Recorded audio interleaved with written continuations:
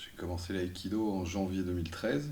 Oui, Alors ça faisait 6 mois que mes enfants faisaient de l'aïkido. d'accord. Et je les ai inscrits au dojo du coin. Et je les ai inscrits parce que mon fils aîné, il se faisait un peu victimiser à la cour de récréation en fait. Et j'en avais assez que les éducateurs prennent rien en charge. Donc à un moment, je me suis dit, soit je l'incite à la violence, soit je lui apprends à fonctionner autrement, mais j'étais pas outillé pour lui apprendre.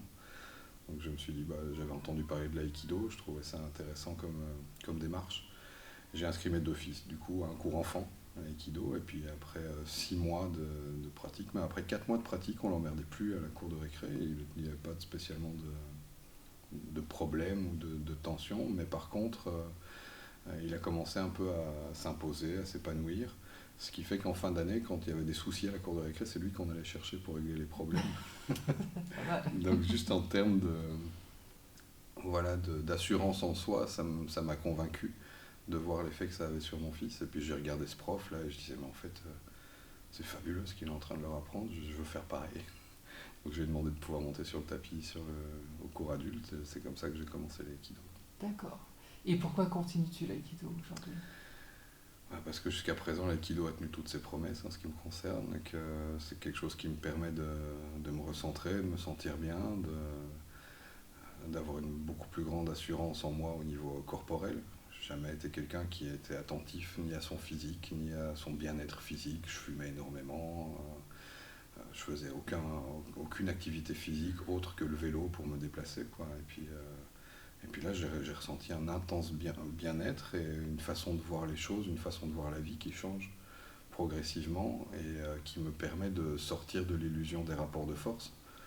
Parce que j'étais quelqu'un qui était pétri de cette idée de il faut établir un rapport de force pour vaincre l'ennemi, et puis j'ai jamais vaincu l'ennemi, quoi. Donc c'est que ça marchait pas en quelque sorte.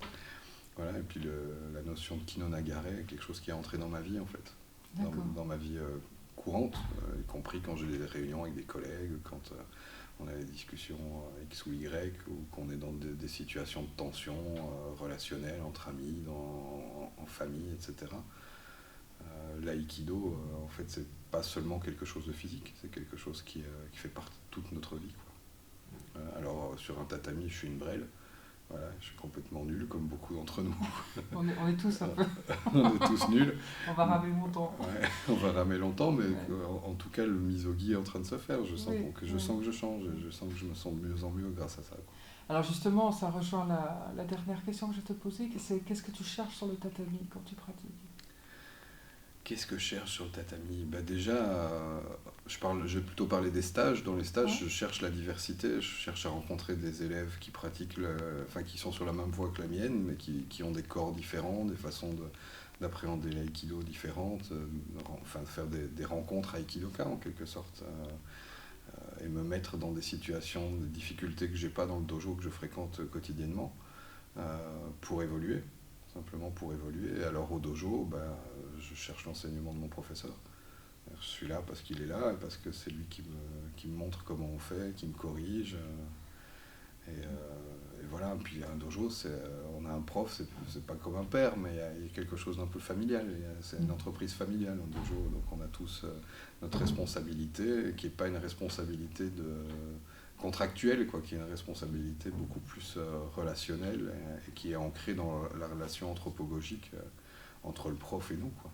Mm. Donc on fait fonctionner le dojo parce que le dojo et le professeur nous apportent ce qui nous permet de devenir meilleurs nous-mêmes, quoi. Est-ce que tu veux rajouter quelque chose? Un petit massage. Alors vas-y, fonce, parce que le message c'est maintenant.